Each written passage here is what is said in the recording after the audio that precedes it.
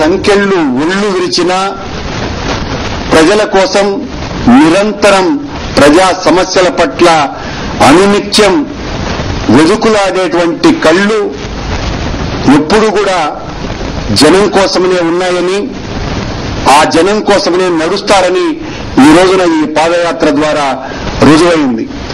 జగన్మోహన్ రెడ్డి గారిని అకారణంగా, అన్యాయంగా, రాక్షసంగా, అమానవీయంగా జైల్లో పెట్టినటువంటి తరువాత ప్రజలు ఒక వాస్తవాన్ని గ్రహించి ఒక్కరోజు కూడా అధికారంలో భాగస్వామి కానటువంటి వ్యక్తి మీద ఇన్ని కుతంత్రాలు పన్ని అరెస్టు చేసినటువంటి దానికి జనం జైల్లో ఉన్నప్పటికీ కూడా జనం గురించి ఆలోచిస్తున్నాడని, జనం యొక్క యోగక్షేమాలే తెలుసుకుంటున్నాడు అన్నటువంటి నమ్మకం వాళ్లకున్నది కనుకనే ఈరోజు షర్మిల పాదయాత్ర వెనుక ఇంత పెద్ద ఎత్తున ప్రజాదరణ కనపడుతోందని, ఓ మహిళ చేస్తున్నటువంటి ఈ పాదయాత్ర 3000 కిలోమీటర్లు నిరాటంకంగా, నిర్విఘ్నంగా కొనసాగాలని ప్రజలందరూ కూడా కోరుకుంటున్నారు.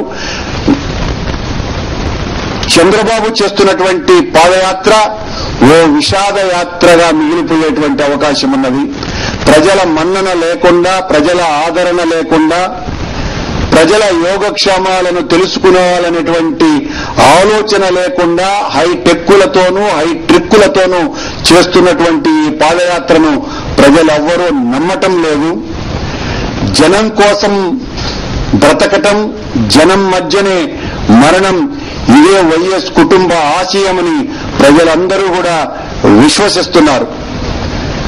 జగన్మోహన్ రెడ్డి గారు వల్ల మాత్రమే ప్రజా సమస్యలు పరిష్కరింపబడతాయి అన్నటువంటి గాఢమైన విశ్వాసంతో ప్రజలందరూ ఉన్నారు కనుకనే ఈరోజు షర్మిలమ్మ వెనుక ఇంత పెద్ద ఎత్తున ఆదరణ కనపడుతోంది.